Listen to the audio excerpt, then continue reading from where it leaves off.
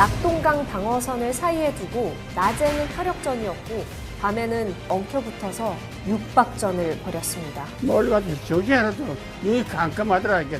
총 조종이나 뭐 그거 없어. 벗고 다니는데 언제 뭐 이런 생각 저런 생각할 시간이 없는 것 같아.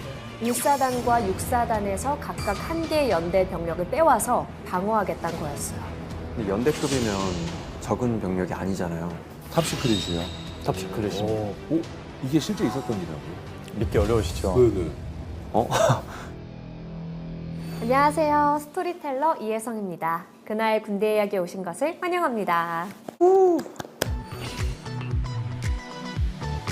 안녕하세요. SF9으로 활동하고 있고 뮤지컬 배우로도 활동하고 있는 유태양입니다. 반갑습니다. 반갑습니다.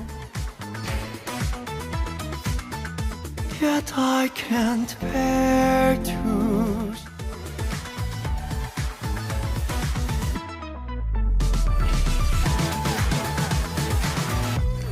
안녕하세요. 스토리텔러 병장 송강입니다. 그날 군대 이야기에 오신 것을 환영합니다. 팬입니다. 예. 대한민국 육군 병장 만기 전역 02년 군번 네. 이상훈입니다. 와, 축하드립니다.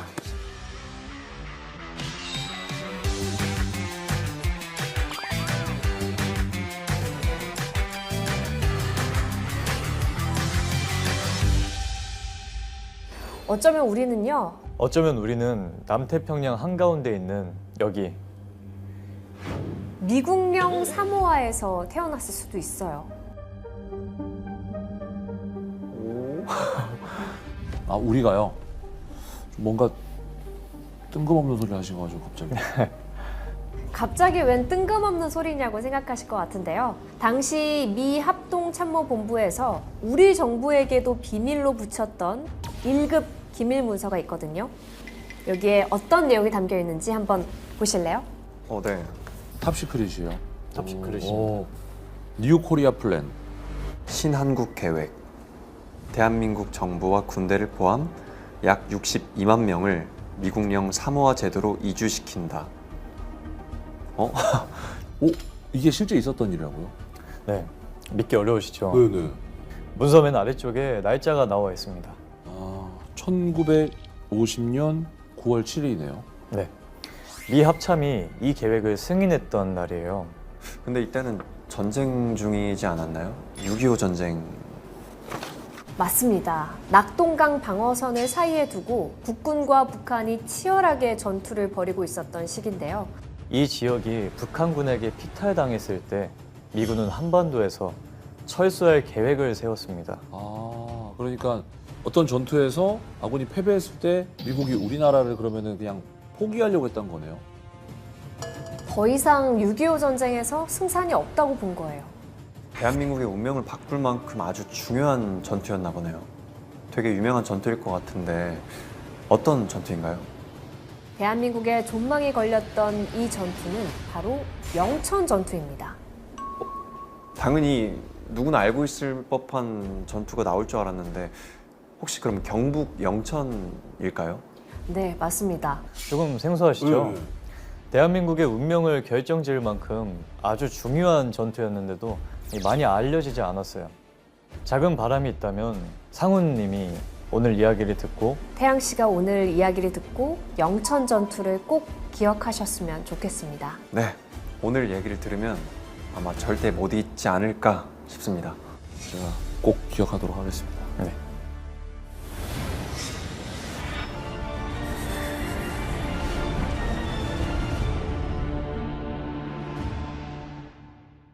(1950년 8월부터는) 대부분의 아군과 적군 병력이 낙동강 전선에 집중돼 있었습니다. 낙동강 전선을 뚫고 부산으로 내려가려는 북한군과 이를 저지해야만 했던 아군 사이에서 치열한 전투가 연일 이어지고 있었습니다. 8월 말부터 북한은 최후의 반격을 준비하고 있었어요. 이것마저 실패하면 끝이라는 생각으로 이를 바득바득 갈고 있었습니다. 어디를 뚫어야지 빠르게 부산까지 내려갈 수 있을까? 이때 북한의 눈에 들어온 지역이 바로 영천이었습니다. 일단은 엄청 심사숙고해서 지역을 골랐을 것 같은데 왜 하필 영천이었을까요? 북한이 부산 함락이라는 목표 아래 8월 초에 8월 공세를 취하게 됩니다. 그때 대구 북방인 다보동을 집중 공략했었는데 우리 1사단의 분전에 의해 가지고 막히게 됩니다. 9월 공세에서는 영천을 그 돌파구로 택하게 됩니다. 이 지도에서 영천이 어디 있는지 보이시죠? 네. 북한은 영천의 지리적 위치가 자신들에게 도움이 된다고 판단했어요. 지도에서 이렇게 붉은색으로 칠해진 부분이 당시 북한군이 점령했던 지역이거든요. 북한군의 입장에서 봤을 때 이 영천의 위치가 어때 보였을 것 같아요? 북한이 점령했던 지역이랑 가깝게 위치를 하고 있고 네. 일단은 잘은 모르겠지만 이렇게 밀고 부산까지 가려면 여기가 한 가운데니까 뭔가 좀 쉬운 경로지 않을까 예, 저는 그렇게 생각합니다. 네, 그 이유도 맞고요. 네네. 지도를 보시면 영천을 중심으로 동쪽엔 경주가, 서쪽엔 대구가 위치해 있죠. 네. 영천을 가운데 두고 대구, 영천, 경주로 이어지는 도로가 나 있었어요. 그러면 영천을 차지하면 뭐 대구나 경주로도 쉽게 갈 수 있겠네요. 맞습니다. 그리고 대구, 영천, 경주로 이어지는 이 도로는 아군의 유일한 보급로이기도 했어요. 이런 영천을 북한군에게 뺏기면 어떻게 될까요? 일단은 보급로가 차단되는 거잖아요. 그러면은 사실 전쟁에서는 거의 필패죠. 맞아요. 북한군은 영천을 점령하는 동시에 아군의 보급로를 끊어버리려고 한 거죠. 그러니까 이제 이 영천을 누가 차지하느냐에 따라서 이 전쟁의 승패가 그냥 결정이 되는 거예요. 맞습니다. 영천 전투가 얼마나 치열했을지 예상이 되시죠? 서로 정말 모든 걸 걸고 전투를 벌였을 것 같습니다. 9월 2일부터 북한군 15사단은 영천을 목표로 일제히 공격을 시작했습니다. 전차 12대를 앞세워서 사방에서 한꺼번에 밀고 들어오는 바람에 영천 전방을 방어하던 국군 8사단은 물러날 수밖에 없었습니다. 육군본부는 1군단으로는 영천을 방어할 수 없다고 판단했습니다. 그래서 8사단을 2군단에 배속했고 이때부터 유재흥 2군단장이 이 임무를 맡게 됐습니다. 유재흥 2군단장은 긴급하게 군단 작전 회의를 소집했습니다. 그리고 이 자리에서 아주 과감한 결단을 내렸는데요. 어떤 결단을 내렸을까요? 1사단과 6사단에서 각각 한 개의 연대 병력을 빼와서 영천을 방어하겠다는 거였어요. 근데 연대급이면 적은 병력이 아니잖아요. 그렇죠. 당시 낙동강 방어선 곳곳에서는 전투가 벌어지고 있었거든요. 사단장들 입장에서는 참 난감했습니다. 그쵸. 아니 저라면은 쉽게 못 내줬을 것 같아요. 일단은 병력이 거의 1000명 가까이 되는 병력이 빠지면 북한군이 만약에 영천으로 안 내려오고 내가 방어하는 지역으로 쳐들어오면은 그러면은 진짜 어떻게 해요? 사단장들이 만류했지만 2군단장은 뜻을 굽히지 않았습니다. 그만큼 확신이 있었거든요.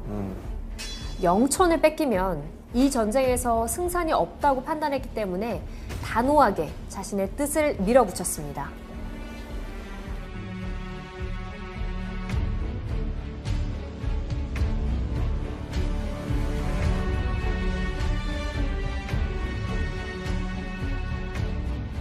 이 군단은 1사단과 6사단에서 차출한 병력에 미1 기병사단에서 한 개의 전차 소대까지 지원받았습니다. 만반의 준비를 했네요. 9월 5일 어둠이 짙게 깔리자 영천 시내에도 포탄이 떨어지기 시작했습니다. 북한군이 영천 중심지까지 들어온 거죠. 영천을 방어하던 8사단은 북한군의 공격을 저지하기 위해서 사력을 다했습니다. 이날부터 치열한 전투가 벌어졌어요. 낮에는 화력전이었고 밤에는 누가 적군이고 누가 아군인지 구분이 어려울 정도로 엉켜붙어서 육박전을 벌였습니다. 민문인데 완전 포위돼가지고 사람이 눈에 보이면 무조건 폭격을 하니까 절대 움직이지 말라고 명령을 하는 거야. 시체가 막 3일 정도 되니까 몸이 부패돼가 번들번들거리게 뭘 가서 정신 하나도 눈이 깜깜하더라 이게 총 조종이 뭐 그거 없어. 노란데 마우스 없다, 마우스. 벚꽃에 이제 언제 뭐 이런 생각 저런 생각할 시간이 없다 했거든.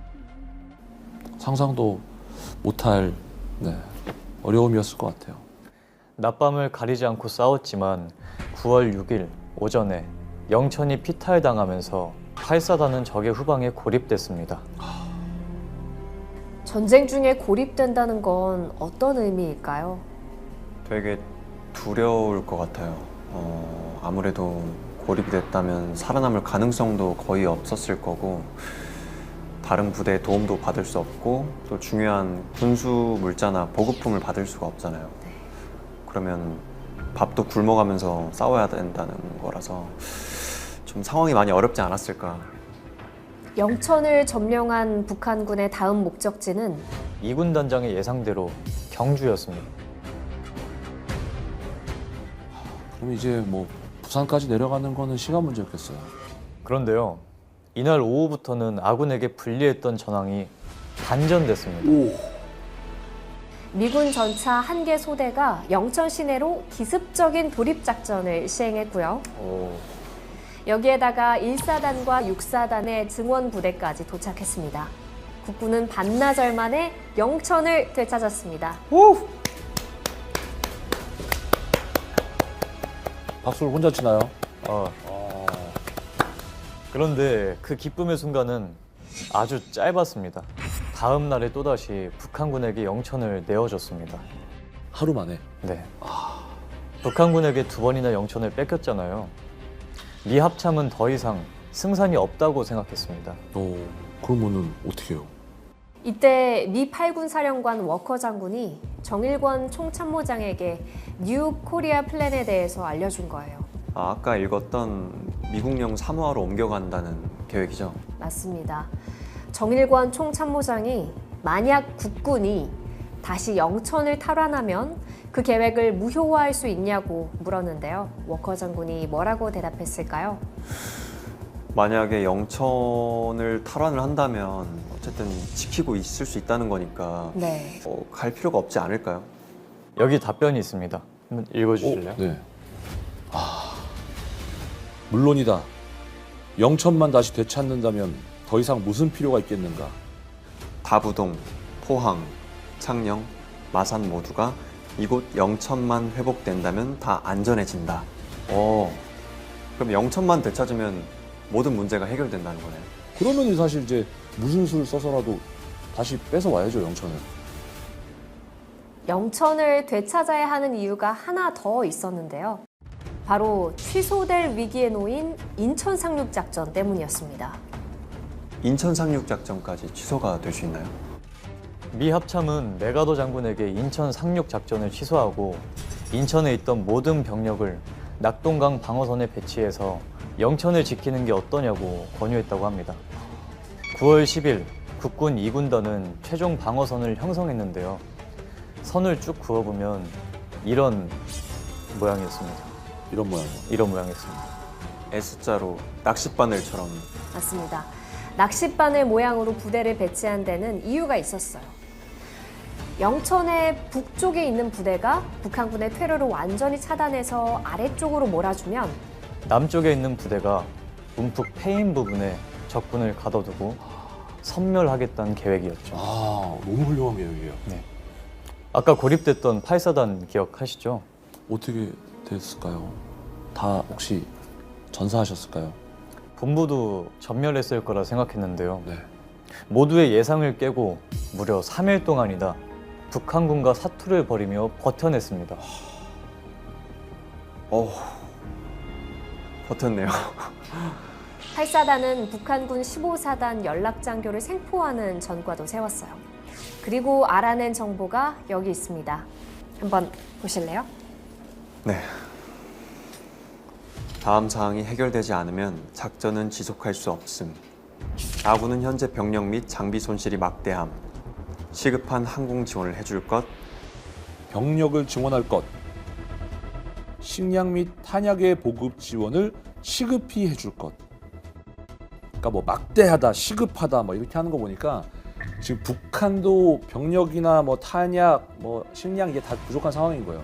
그럼 요때 이 정보를 빼냈으니까 이때 그냥 바로 기습 공격 막 들어가야 되는데요, 그렇죠? 네, 이 군단은 총 반격을 개시했어요. 전차부터 미군 공군기까지 모든 무기와 병력을 다 쏟아부었습니다. 혹시 그러면 어떻게 됐나요? 9월 13일에 이 군단은 북한군 15사단을 섬멸하고 주저항선을 회복했습니다. 지휘관의 과감한 결심, 그러니까 1군단, 2군단 배속을 바꿈으로 해서 막을 수 있었고요. 두 번째, 적절한 그 증원부대를 투입함으로 해서 막을 수 있었고, 세 번째, 우리 지역민들의 적극적인 지원에 의해 가지고 막을 수 있었습니다. 21년대가 영천 북방에 테러가 끊긴 상태에서도 끝까지 그 진지를 지킴으로 해서 적의 병참선을 확실하게 우리가 막아줬기 때문에 그래서 승리하게 됩니다. 김일성이 영천을 점령했을 때 승리할 수 있었고 영천을 상실하자 패배하였다 라고 자책했을 정도로 영천 전투는 결정적인 전환점이 되었던 전투입니다. 우리 국군이 영천 전투에서 승리한 덕분에 이틀 뒤인 9월 15일에 인천 상륙작전을 시행할 수 있었고 또 우리가 지금의 대한민국에서 태어날 수도 있었던 거죠.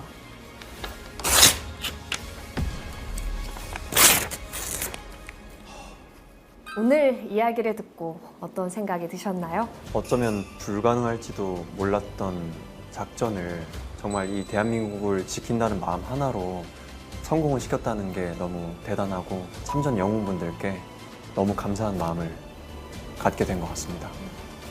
우리가 인천 상륙작전은 너무 유명하지만 사실 영천 전투는 몰랐거든요. 근데 영천 전투가 없었으면 인천 상륙작전도 없었고 인천 상륙작전이 없었으면 지금의 대한민국이 없었을 수도 있다 생각하니까 사실 우리가 영천 전투를 조금 더 기억하고 그때 희생되신 우리 모든 순국 선열들을 더 마음속 깊이 기려야 될 것 같네요.